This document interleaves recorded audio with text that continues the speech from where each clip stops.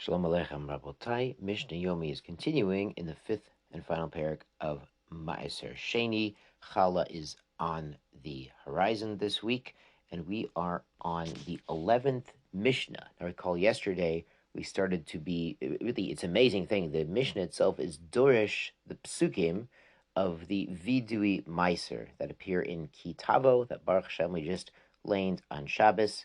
So it's Devarim 26, Pasuk 13. Bekol mitzvotcha shetzivitani, lo avarti mitzvotecha v'lo shachachti. So as we know, the Torah does not waste words. You know that there's a concept that Hashem doesn't want Jews to waste their money, the Bal Tashchis, and also Hashem doesn't want us to waste ink. So every single word, every single letter in the Sefer Torah is important and has meaning and value. So Chazal is going through and using every word in these psukim in Kitavo to explain laws of tithing and Maaser Sheni. So now in Mishnah 11, Kechol mitzvotcha asher tzivitani, like the entire mitzvah that you've commanded me. Ha im hiktim. So this tells us, these words teach us, if he was hiktim, he put first Maaser Sheni l'rishon. He took Maaser Sheni before taking Maaser Rishon. Enu yacho lohit vadot. He can't make this confession, this statement that I've done it correctly, like the mitzvah, because he did the mitzvah out of order.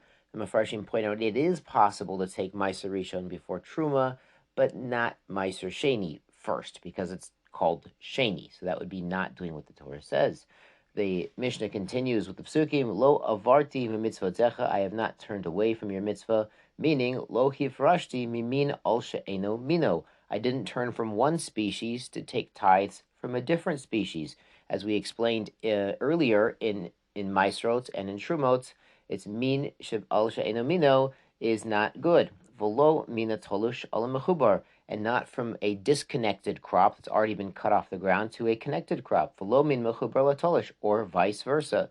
Velo mina chodosh al yashan, and not from the new crop to the old crop. So it would work b'diavad, but you're not supposed to do it. It's not the ideal thing the Torah wants. Lo min yashan al chodosh, or vice versa. Lo shachachti, the Mishnah continues, I did not forget. What does this mean? It's not the mitzvah of shicha that we mentioned before. Lo shachachti milavorech umlahazkir shimcha alav. What he's saying is, I did not forget to bless you and to mention your name on the mitzvah of separating tithes, of the trumas and the maasros, meaning there's a bracha, that he makes a bracha. Asher kidshanu b'mitzvotav v'tzivanu lahafrish truma, or lahafrish Maaser, or liftoit Maaser Sheni. Now this is really amazing. The reason being is that Chazal in the Gemara, they basically come out that brachas are derabanan.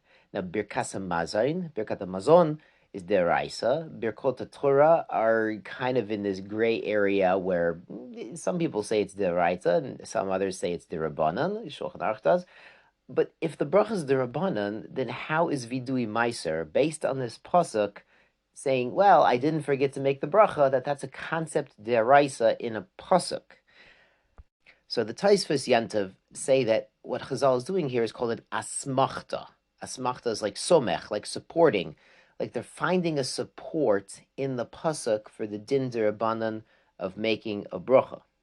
There's another interesting interpretation. The Bir Halacha says that we have a mitzvah in the Torah to follow the words of the sages. Remember, I'm not going to go yamin of small, even if they say your small is your yamin. We follow the sages. That's a mitzvah deraisa to do what the sages tell us, as long as they're, following the Torah themselves. So it's kind of like we have a mitzvah deraisa to do the mitzvah derabanan of making the bracha, and that's hinted to in the pasuk. It's kind of an amazing concept. The Torah is telling us to make the bracha, which is the derabanan. Good. Mitzvah yud. Mishnah Yud Beis. Lo achalti be'oni mimenu. I did not eat it when I was onen. Onen is someone who, lo aleinu, they had a family member perish that day. Ha imachalu ba'anina eno yachol itvado. So if he did eat it when he was an onen, on the day of burial, then he can't say the vidui. Lo bi'arti mimenu bitame. I did not remove it, meaning do a beer with it, when I was Tuma. He didn't separate Maaser Sheni for beer when he was Tameh, because that would make his Maaser Tameh, and then he can't eat it anymore. Ha'im hifreshu b'tzmeya eno yachol litfadot. So you can't say this Vidui Maasrot if he had made his Maaser tame. V'lo natati mimenu lemet. I did not give it to the dead. Lo lakachti mimenu arun v'tachrich lemet. Meaning he didn't use money of Maaser Sheni to buy a coffin or shrouds for a dead person. Lo natati v'leonanim acherim. And he didn't give it to other onanim who can't eat it because they're also an onan, like we said earlier. Now, the Mefarshim explain this is even a met mitzvah, even when there's no one there to bury this particular person.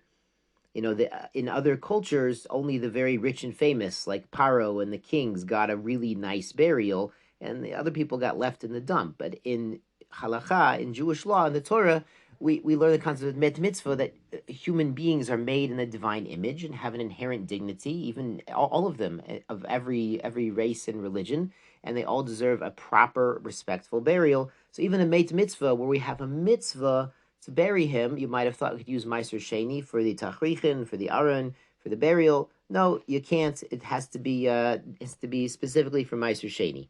The Mishnah continues, Shemati B'kol Hashem Elokoi. I've listened to the words, the voice of Hashem, my God.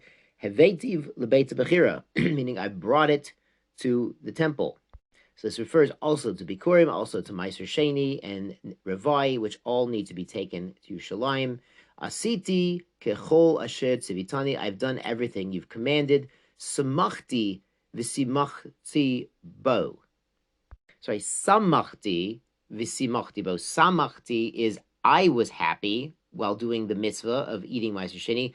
V'simachti vo, I made other people happy as well. I brought joy with it. I ate Maaser Sheni b'simcha, not be'oninus, not frowning, and I made other people happy also. I was sharing with them. I was making a suda with them, in Yerushalayim.